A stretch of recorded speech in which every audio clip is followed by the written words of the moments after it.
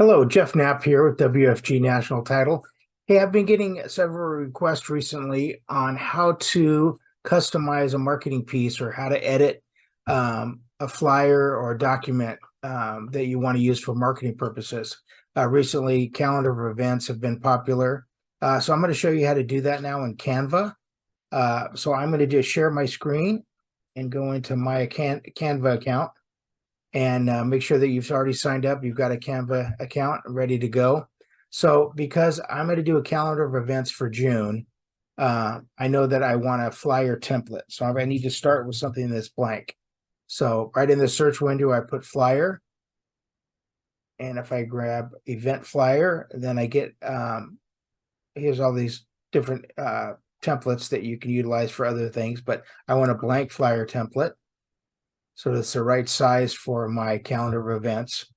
Then I'm going to go over here down the left side under uploads, and I need to go grab that calendar. So that if you're going to use, let's say, a calendar of events that we send out, then you're going to want to save that to your desktop or a folder that you know where it's at on your computer.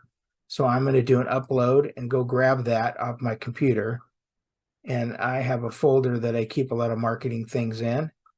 And this particular flyer is for June, so I'm grabbing the June 2023 flyer of activities.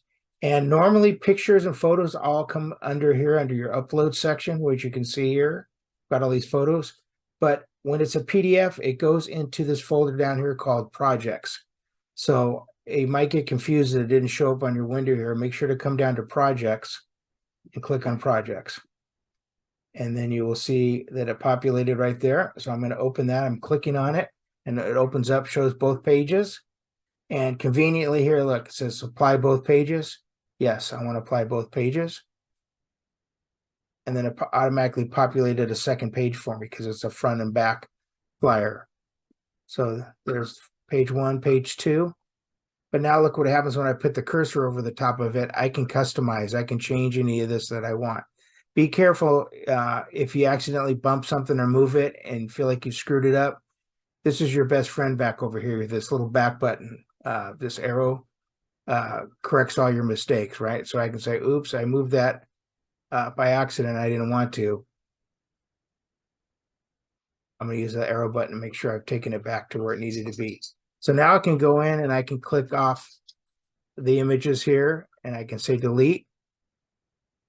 I'm going to make this a little bigger here, down at the bottom. And now I can insert my photo. I can use the template that's already there and retype over the, clear it out, retype it. Or I can resize it and move this all around. Just remember, you got 2 pages to customize. I could say, okay, I don't want this logo. I want to put my logo in here now. Same thing. I want to get rid of this photo. And I want to change, this text to say blah, blah, blah. Whatever you want on there. You put more information down here. Usually less is more, just your basic, how to contact you, email, phone, DRE number, and that sort of thing. I wouldn't put too much information down there. So then you're done. So now that I've edited this, I've uploaded my, I've got this circle, which allows you, if you haven't done this before, FYI, this allows you to go into your uploads, wherever you've got your headshot, and be able to, got to get it just right over there, and it populates right in that window full, just like that. So again, I went and grabbed the photo that I wanted, my headshot, and you just got to get that cursor right in the right spot. Okay. Let's say I do that, but let's say I've finished editing this. I'm happy with how it looks, and now I'm ready to download. So there's a couple ways to, and that's under share. There's a couple ways I can download this. I can download it just as an image, a PNG, which is okay if I'm going to put this, let's say, in the body of an email. So I want, when people open it up, I want them to see it in the email without having to click on anything, right? The file size might be a little large. I might bring this down a little bit so that it's not too huge when they open the email. So I can do that as a PNG or a JPEG. But I would recommend for this, if you do, keep it as a PDF. Because what's going to happen when you keep it as a PDF, all these little links that are live links in here will stay live. When you download it as an image, your live links go away. So if you want to keep the links live for them to be able to click on, It has to be in a PDF. Okay. And I can print flyers and all that good stuff. But again, I'm going to go back to share, download, and I'm going to keep the size the same, but I want, here's PDF best for printing. I just want PDF standard because I'm going to send this as an attachment to my database. Okay. So then I'm going to download.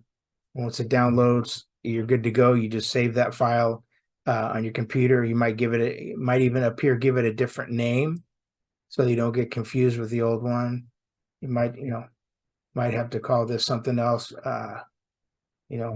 Bob's calendar of event for June, or whatever name you want to give it. There it is. Now it's saved as a new PDF. Okay, so that's how you save a PDF flyer and how you edit it within Canva.